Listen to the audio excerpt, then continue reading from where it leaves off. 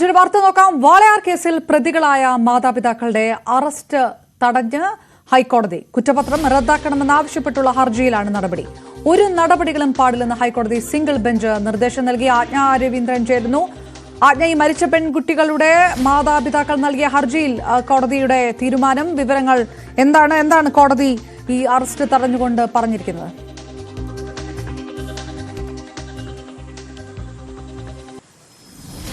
അപർണ, വാളയാർ കേസിൽ മാതാപിതാക്കളുടെ അറസ്റ്റ് തടഞ്ഞുകൊണ്ടാണ് ഹൈക്കോടതി ഉത്തരവിട്ടിരിക്കുന്നത്. കുറ്റപത്രം റദ്ദാക്കണമെന്നാവശ്യപ്പെട്ട് മാതാപിതാക്കൾ നൽകിയ ഹർജിയിലാണ് വിധിയുണ്ടായിരിക്കുന്നത്. ഒരു നടപടികളും മാതാപിതാക്കൾക്കെതിരെ പാടില്ല എന്നും ഹൈക്കോടതി സിംഗിൾ ബെഞ്ച് നിർദ്ദേശിച്ചിട്ടുണ്ട്.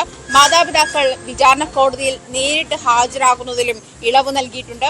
ഹർജിയിൽ ഹൈക്കോടതി അവധിക്കാലത്തിന് ശേഷം വാദം കേൾക്കുമെന്നാണ് വ്യക്തമാക്കിയിരിക്കുന്നത്. കുട്ടികളുടെ, അതായത് വാളയാർ കേസിലെ മാതാപിതാക്കൾ നൽകിയിരിക്കുന്ന ഹർജിയുടെ അടിസ്ഥാനത്തിലാണ് ഇപ്പോൾ CBI കുറ്റപത്രം ചുമത്തുന്നതിനെതിരെ കുറ്റപത്രം സമർപ്പിച്ച് മാതാപിതാക്കളുടെ അറസ്റ്റിലേക്ക് നീങ്ങുന്ന സാഹചര്യം തടയണം എന്നാണ് ഹൈക്കോടതി നിർദ്ദേശം.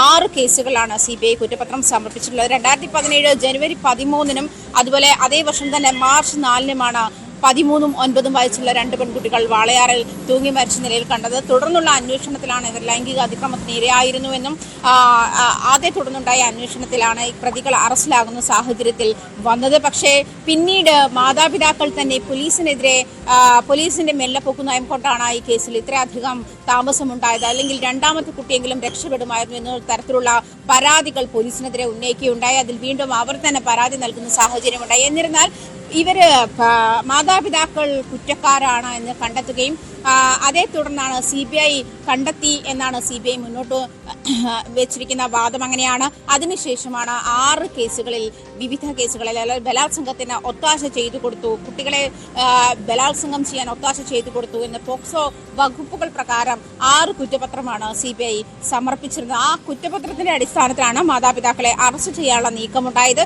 അത് തടഞ്ഞുകൊണ്ടാണ് കോടതി ഉത്തരവിട്ടിരിക്കുന്നത്. അതേസമയം 3 കേസുകൾ കൂടി CBI മാതാപിതാക്കൾക്കെതിരെ രജിസ്റ്റർ ചെയ്തിട്ടുണ്ട്.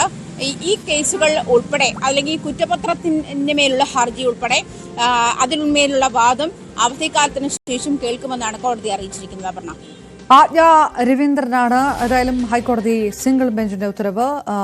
വാളയാർ കേസിൽ മരിച്ച പെൺകുട്ടികളുടെ മാതാപിതാക്കളെ അറസ്റ്റ് ചെയ്യുന്നതടക്കമുള്ള നടപടികൾ പാടില്ല എന്നുള്ള ഉത്തരവിലേക്ക് വന്നിരിക്കും.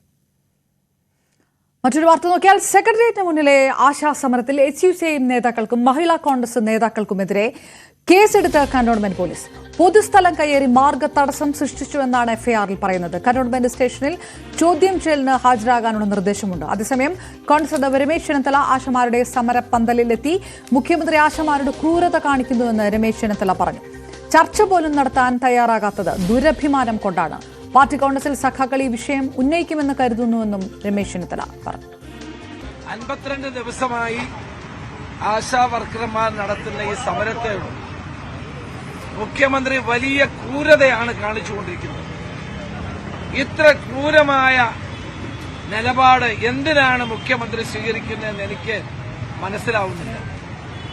പാർട്ടി കോൺഗ്രസ് നടക്കുന്ന വേളയിലെങ്കിലും ഈ പാർട്ടി സഖാക്കളെങ്കിലും ഈ കാര്യം ഉയർത്തുമെന്ന് ഞാൻ കരുതുകയാണ്.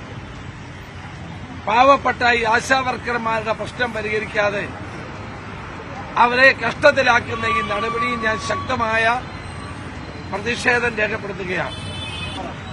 അതുകൊണ്ട് എനിക്ക് ആവശ്യപ്പെടാനുള്ള ദുരഭിമാനം വെടിയണം, മുഖ്യമന്ത്രിയുടെ ക്രൂരത അവസാനിപ്പിക്കണം, ഈ പാവങ്ങളോട് ചർച്ച ചെയ്തവരുടെ സമരം അവസാനിപ്പിക്കാൻ നടപടി സ്വീകരിക്കണം, ആശാവർക്കർമാരെ ഉന്നയിച്ച ആവശ്യങ്ങൾ പരിഗണിക്കണം എന്നാണ് എനിക്ക് ആവശ്യപ്പെടാനുള്ളത്.